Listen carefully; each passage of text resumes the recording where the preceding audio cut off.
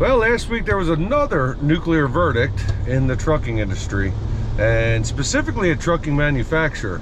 I just did a video about Waubash's $462 million verdict when they did nothing wrong. This one is against Daimler for their Western Star line of trucks. And this one is a little bit different than the Wabash. And I don't know, the jury, no pun intended, with me is still out. I kind of have mixed feelings about this, but let's talk about what actually happened.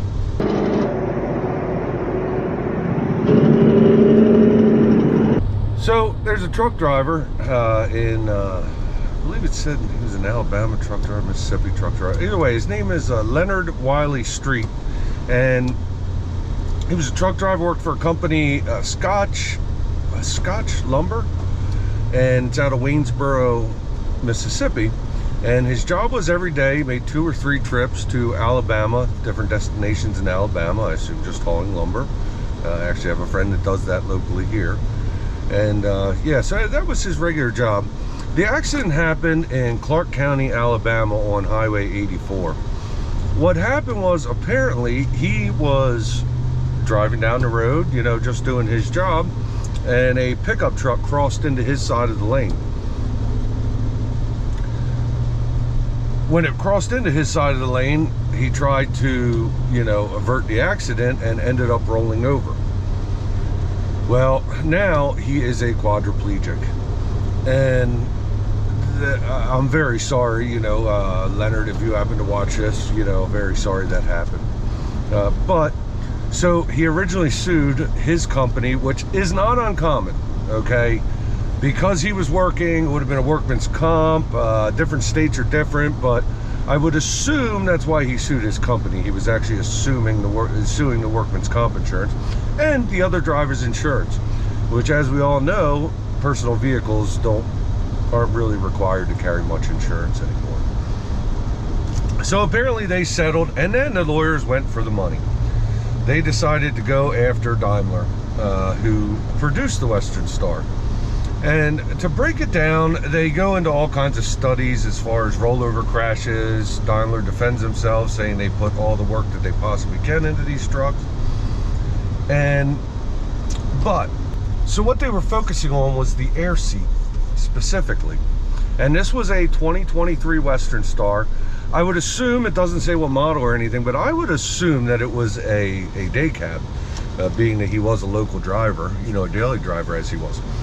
So it says that basically in a rollover crash, the air seat, which as we know is sitting on scissors and airbags, you know, to keep the bouncing, causes the driver to go towards the roof, which in turn is coming down to collapse on top of him and breaks his neck.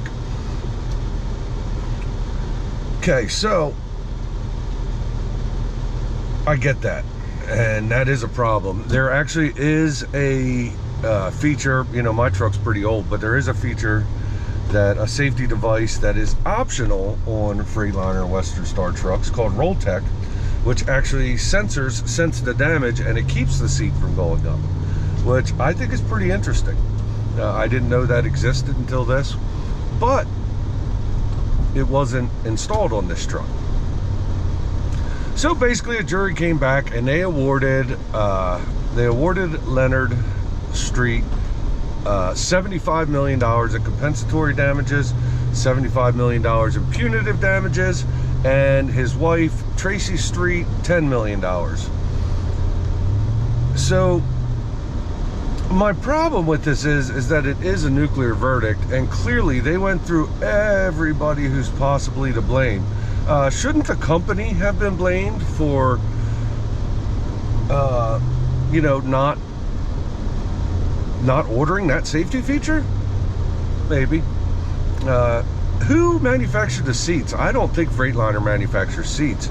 I'm pretty sure, you know, unless they started to in the last few years, but I doubt it. I think every Freightliner I ever had, I think they were made by National Seat. I think so. I think my Peterbilt was made by National Seat. But there's multiple seat manufacturers, so, you know, are they to blame? Well, maybe. There's lots of people that maybe are to blame. you know, you would think overall, now I would be very much against this verdict if it turned out that it was something that was his fault, you know, the rollover accident. But this was not. This was an innocent driver who was on his way to work or doing his job. What I have a problem with is the nuclear verdict. First of all, it is a waste of everybody's time. Daimler is never going to pay that $130 million. They'll go through appeals, or right now they'll try to settle it to keep them from appealing. They may come and say, hey, we'll give you $10 million, or we'll give you this to just go away, which why couldn't that have happened before they wasted the court's time? It's wasting our taxpayer money time, because we still have the judges there. I don't think in civil suits like that, obviously lawyers are paid for and stuff, but are the judges still free, or do you have to pay court costs? I don't know. Still, I just, yeah, it just seems like it's way too big of a verdict, and this is affecting our community. And like I say, whenever this happens, it's gonna come back on us. It comes back on us, not just owner-operators, company drivers. If you're a company, if the prices of trucks, trailers, everything else goes so far through the roof, now it takes away, they can't afford to pay you more money or give you raises, things like that. It all trickles down. It does all trickle down. So guys, tell me what you think of this one. This one was an interesting one. I definitely think that these streets deserved something. I don't know if it was $160 million, and they're never going to get it anyway. You know, the poor driver is a quadriplegic, and that is, you know, like they said, life-altering, and it is. That is horribly life-altering. So anyway, guys, yeah, tell me what you think about it, and you know, all opinions. I do read all the comments. You can also email me if you want to at finchresources@gmail.com, and you can also find me on Facebook and Instagram under the trucking resources name. So thanks a lot, guys. I really appreciate you listening to this, and I'll catch you on the next one.